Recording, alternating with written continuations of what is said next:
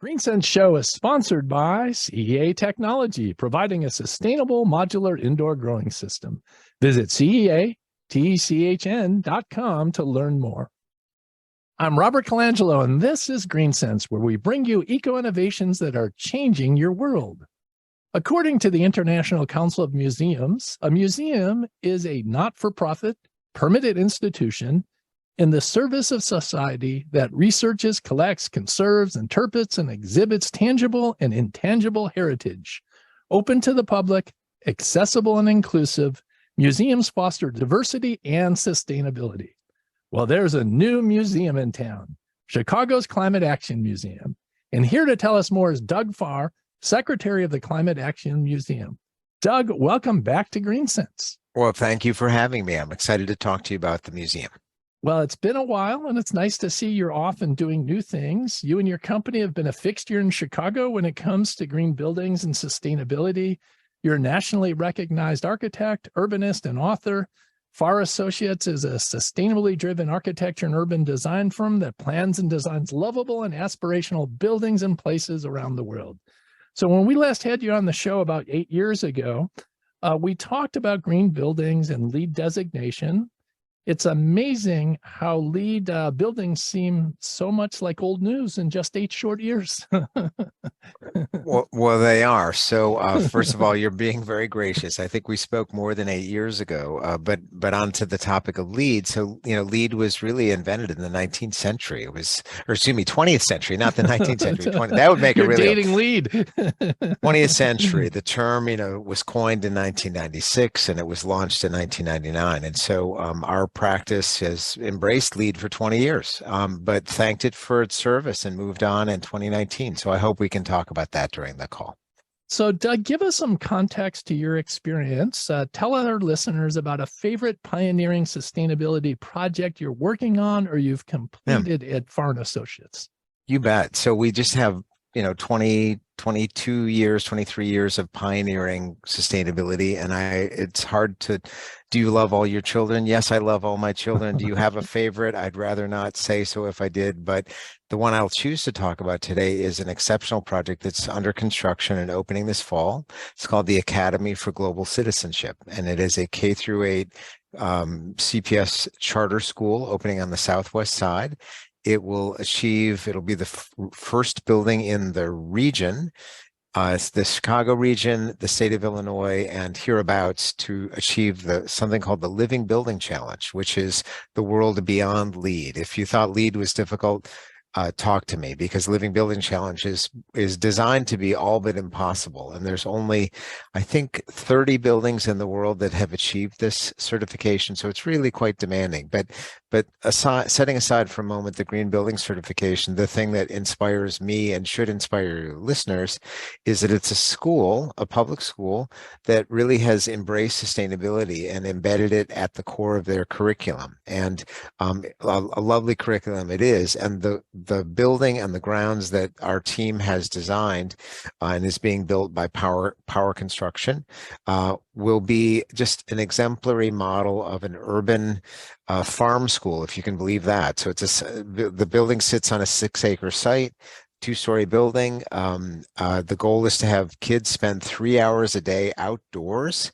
So we really want to push kids at every turn to go out in the grounds, go out in the farm, go out and play, go out and interpret nature, those kinds of things. And so it's got the right balance of indoor, outdoor, physical activity, and so on. And then the building itself will be net zero, and meaning on an annual basis, it will cost nothing to operate. So, but we're trying to push it one more time, one more level, which is kind of what makes this the favorite project I wanted to talk about today.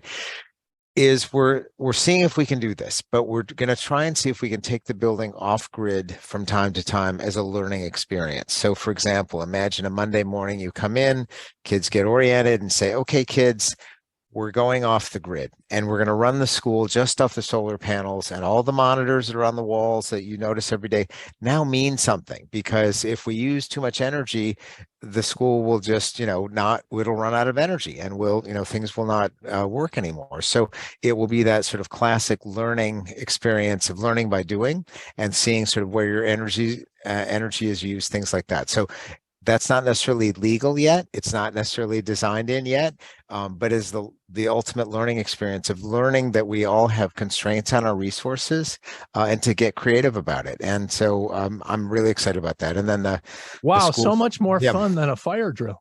Well, yeah, right. Or exams or anything like that. So but anyway, it's a beautiful aspirational project and just a great team that's pulling it together and great leadership behind the school. So I'll tell you what, when that opens, we'll have to have you back on the show and maybe get into more of the details and just focus the show on that because it sounds wonderful.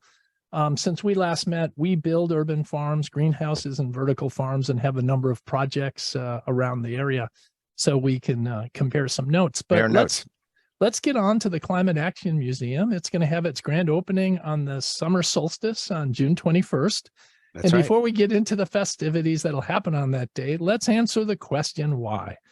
As I read in the intro, most museums have exhibits about the past. Climate change is a present issue.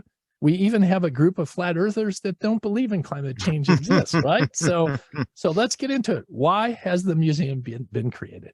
Yeah, so the museum, we're doing everything sort of in reverse order. So we started out with a collection, and the story started last year at the Chicago Architecture Center. There was an exhibit called The Energy Revolution that I had the pleasure of being the subject matter expert and co-curator of. It closed in January and we hadn't planned very well. And so the whole thing was headed for landfill, the entire exhibit. And that seemed crazy to me to take a energy or sustainable exhibit and then junk it. So we went on a search to see if one of the good sides of a very bad thing, COVID, was that there was a lot of retail space in downtown Chicago that was vacant and not likely to get tenants anytime soon. So we put out a call to see if there were any buildings that would offer us free space to pop up a museum for a year. And so 300 South Riverside Plaza, which is a building immediately south of Union Station on the west bank of the Chicago River, offered us several thousand square foot space in their lobby. And so the Climate Action Museum is taking shape there, opens, as you said, on the summer solstice, and we're there for at least a year. So that's how it happened. But in terms of the museum, like, is it a repository for ancient dusty things? And, what is a climate museum and then a climate action museum? There's a story there too. In trying to avoid the landfill, I started shopping the content that we have to people. Could you store it? Could you keep it out of the landfill? And people were polite. Yeah, I'll store it. But for how long and why? And it sort of dawned on me partway through. It's like, this project has no ambition. And so it became a museum. Like, well, we're starting a museum. Oh, well, if that's what you're doing, I'm suddenly very interested in starting a museum. So, but then the idea of a climate museum, we convened a group of what we call the kind of co-founders, and we've been meeting for several months now. First meeting, I set up and said, hey, we're going to do this thing called the Chicago Climate Museum. They said, I don't think so. We don't like the name because it sounds like a dusty place we would never go. And so somebody said, Alicia Ponce, in fact, said, the word action has to be in the title. And then so we debated, when you have a static word, museum, which means a repository for old dusty things, and the word action, which is the absolute opposite of that, when they're both in a phrase together, do they cancel each other out? Does one modify the other? And then somebody in the meeting said, there's a museum for chocolate. There's a museum for mustard. There's a museum for potato chips. It's just a term of a place that wants you to come there. And so that, when I heard that, it's like, we want people to come there. We had considered Climate Action Institute or laboratory or so on. Those are not public spaces that you feel like you're invited to, but everyone expects to be able to come to a museum, and they will here. And the museum will be free. It'll be open Monday through Friday, 10 to 6, and Saturday, 10 to 2. It's pretty dreamy. So ask me some more questions. I can't wait to talk. So what's the vision of the museum? The vision is that most of us have not had ever a talk amongst in a public setting about climate. So as I mentioned last year, the Energy Revolution, I was the curator, and I gave probably 40 different 1-hour curator talks. And it's so insightful. So leading groups of, say, as small as 8 and as large as 35 or 40 through the exhibit for an hour, leading them through sort of, here's this question, here's this challenge, here's this invention, here's this insight. And I had people wrapped, R-A-P-T, wrapped, could not, had to listen. We're not shuffling their feet. We're not clearing their throats. They were in it. They were engaged. And I'll just say, for most of those people, my belief is that was the first time they had ever really had a deep immersion in what our situation was, what actions we might be able to take about it. And so compare that kind of immersive in-person experience where other people around you are learning with you, to getting an email and say, please write your congressperson about, climate. It's a very passive activity that doesn't necessarily engage the heart, soul, and mind. And so that in-person visit was the kind of thing we want to recreate over and over. So that's it. So we're not online. We're not going to be virtual. It's just going to be come and be with us in this space and have this exhibit with other people. And so we're organizing a core of curator, or maybe what do they call tour guides? Docents.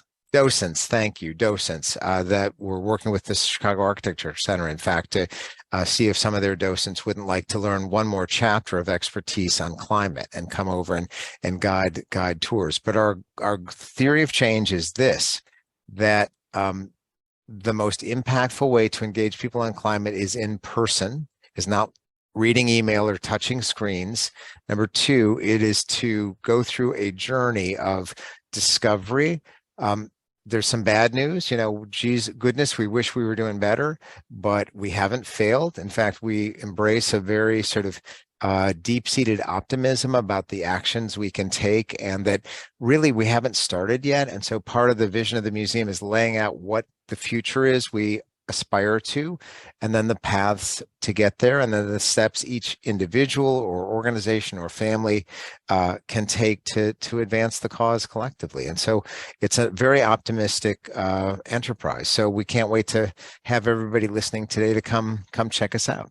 So the vision is action and getting people to interact in person. So that makes it pretty unique, because Chicago's filled with world-class museums, from Museum of Science and Industry to the Shedd Aquarium to the Adler Planetarium to the Field Museum. So that's pretty nice. Is there another museum like this in the country, or is this the first? We will be the 7th museum devoted to climate in the world. And so there's the other one in the U.S. is in New York. It's called the climatemuseum.org, and you check it out. They had a storefront presence through last winter, and through, I think, just a month or so ago it closed. So it was only ever a pop-up. There are 3 in Europe, 1 in Asia, and 1 in South America. And so we'll be the 7th. And so what's exciting about this project, and all the folks that we've had that are just showing up and being so generous with their talents, with their resources, and so on to make this happen, is what's exciting to me is there's no precedent. There's no, just go here and do what they did, or, copy this person.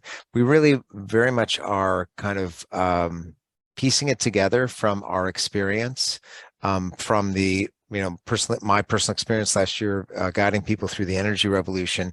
And then we have an active committee of about 80 people that have shown up to our, not all at one time, please, but probably we have 20 or 25 people at each of our meetings. And it's been the most stimulating, intelligent conversation to shape this message of, how do you engage people, acknowledge that they come with concern and trepidation that climate isn't going well, but not to turn that concern into defeatism or inaction, but to sort of channel that and say, hold off. There's all this good stuff we can be doing. It's not, and we're not doing it just for climate benefits. There's economic and health benefits and all those kinds of things. So we're excited to launch that. What kind of exhibits will visitors experience, and what do you intend them to walk away with? Thank you. So the entry will be sort of a welcome. You've never been in a climate museum before. We're almost certain of that. So a kind of orientation to what that means. We want to offer people what we're calling a journey of discovery. And the space is tiny. It's under 2,500 square feet, but it organizes itself into about 5 rooms. And if you were to sort of read and study everything there, I would give it an hour. Maybe it's a half hour if you're a fast reader. But the goal is to give you the insight of seeing lots of things through a climate lens. And those lots of things include how we organize our lives, how our region is laid out, where we live, how we get around. So those are 2 big key elements of climate, because in the United States, driving vehicles, getting around is the single largest source of fossil fuel burning, basically burning gasoline and diesel for cars and trucks. And so we've organized our lives to seem to need a lot of that. And so that's the first thing. Like, where do you live? Could you live in a more localvore way, and the kind of considerations of that. So localness, places, and so on. So that's the first bucket. The second bucket is buildings. And so in Chicago, because we are such an efficient city in terms of mobility, we have good transit. The trips we all take are shorter trips, so it flips. And within the city limits, the biggest contributor to greenhouse gases is buildings. So we have a big section on buildings and this often surprising insights about what buildings you would think would be more or less energy efficient. And one bombshell I'll share with your listeners: we did a longitudinal study of all of the large commercial buildings in Chicago and found out the most energy efficient buildings in Chicago today were built in the 1880s. The Monadnock building, right? Monadnock building is being Right. one of them, right? And then the least energy efficient buildings were the mid-century glass boxes by Mies van der Rohe, Charles Murphy, and so on from the 1950s. Terrible. Environmentally terrible buildings, architecturally distinguished, terrible buildings. So like, who knew that, right? And so there's a lot of insights. Then we have demonstrations about if you have a home or a building that you'd like to improve its energy use, how you do that. We'll have a whole section of basically devices and appliances. If you want to electrify your building, that is to say, stop burning fossil fuels altogether, we have what we call the electric twins, a space heater, a heat pump, a hot water heater, an induction cooktop, a condensing clothes dryer, that are state-of-the-art technology that do all the things that burning fossil fuels does, but do so electrically and very efficiently. So introducing those technologies to people. And then we're going to have a section on sort of lifestyle and choices. So what you eat is actually kind of a big contributor to climate, and beef probably. I was just going to say farming, which we're involved with, is the biggest producer of greenhouse gases, consumer of water and energy. There you go. So, maybe you should be helping on the museum, but anyway, we'll have that conversation about, teach people across the spectrum of this food source is especially impactful, this one less so. Clothing is another one, which is there's a push towards, this fast fashion and fast clothing. And so we'll be making some points in favor of having clothes that last a long time, buying used rather than new, all those kinds of things, and making it stylish and frankly appealing and sexy. We want the balancing act that I think we have in the museum is there's sort of 2 pathways. One is to suggest to people that there's a simpler way of living, that it has a lot less muss and fuss and a lot less consumption, less travel, less stuff, that tends to lead towards a happier life. And then there's the other sort of thread or pathway, whatever, which is to say, no, you shouldn't change anything, or you don't have to change anything about how you live now. You can simply substitute better technology. So rather than driving less, just get an electric vehicle rather than a gas vehicle, or rather than cooking with a gas cooktop, swap it for an induction cooktop, those kinds of things. And so we will embrace both of those pathways. And some people like one, oh, I'd love a simpler life. Some people say, oh, please don't make my life simpler. I want all the conveniences I have now. But if your new technology, allows me to do it without burning fossil fuels, I'm in on that. So we're not, you don't have to be one or the other. We're going to teach both. And then I haven't gotten to the best part yet. So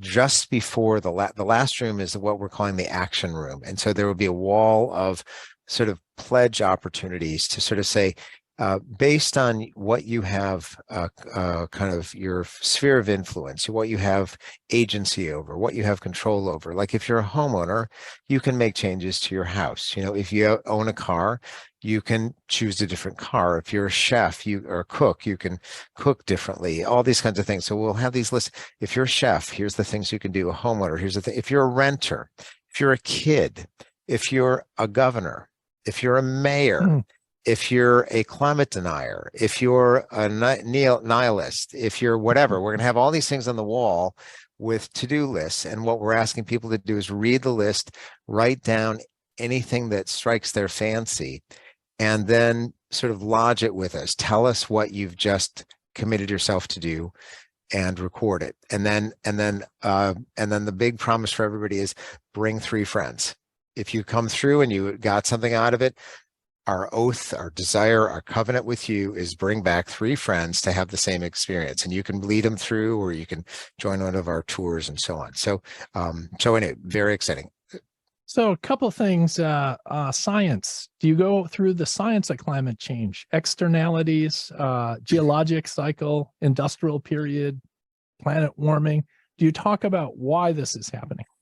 So oddly enough, not much. And so part of it is if people want to know what the disastrous impacts of climate are, I will just say the news cycle has caught up with us. And I think you can actually now read the paper or read a magazine and get pretty good information about what disasters might befall us. We are choosing to use our very scarce time and space with people to focus on the action that you can take. So if you haven't been paying attention that there's a problem and it's quite catastrophic, well then exit the museum, go read the paper for an hour and come back, and then we're ready for you at that point. So that would be a suggestion, is maybe having something on there just on science, not to educate these different factors. Also, we had Rao Kaudamarthi from Argonne National Labs on a climate modeler. Yeah. And I think it'd be interesting to have people understand about climate modeling, how they're predicting all this, where the degree of accuracy is and where some of the challenges are. But sounds like a wonderful place. We're almost out of time here, so I want to ask one quick question. Sure. Tell us about what you've got planned for the grand opening festivities and why people should be there on that day. Well, so first of all, this longest day of the year. So what I hope will turn into the longest party of the year. So it starts at 5:30, goes till sunset, which is 8:39, I think. So what we've got is the unveiling of the galleries and the first ever, tours through it. Number one. Number two, we're going to be announcing a number of partnerships and initiatives with lots of different groups. They're all in negotiation, so I don't want to weird the opening. I want to surprise everybody, but one thing I haven't mentioned is we're going to try and get over the course of 5 years 10% of Chicago's population through the museum. So that's basically 50,000 people a year, 250,000 people in 5 years. And so to do that, we need a lot of partnerships and we need a lot of support. So CPS, all the industries, realtors, architects, developers, families, block clubs, church groups, temples, mosques, whoever you are, we want you to come through. And so the partnerships to realize that will be announced in starting form on opening night. And then honestly, just a lot of gratitude, because we did this on it's like, I'm not even sure we have a shoestring, but we're doing it on a shoestring. The first several months went on our office business credit cards. We just like a classic startup. How do you pay for it? Credit cards. So we are seeking, of course, leadership support and donations. And so if listeners are interested in that, track us down. But that night we'll also be thanking all of the people. So Power Construction, us, Pepper Construction is in the space this week building stuff. We had a partnership with the Revolution Workshop, that's a job training center on the West, built some of our stuff. So Skender Construction, no, it's not Skender, Leopardo Construction donated materials. And so it's just been generosity after generosity that have gotten us to this point, not the least of which is the building 300 South Riverside Plaza that gave us the space for free. And that's worth, that's a six-figure gift there. So we are proceeding on faith that the resources will be abundant and they will come to us if our vision and passion is clear. And I think it is. And I'm really excited for people to see it and give us feedback and make some change. Well, we look forward to joining you at the grand opening, and congratulations on all you do to promote a more sustainable world. Thank you. Thanks for having me. That's Doug Farr, founder of the architectural firm Farr & Associates and secretary of the Climate Action Museum, established to activate a tipping point on climate mitigation in the Chicago region. I'm Robert Colangelo. Thank you for listening to GreenSense, and check out the GreenSense Minute every Thursday and Saturday on 105.9 FM WBBM Chicago. And visit the greensenseshow.com website to learn more about sponsorship.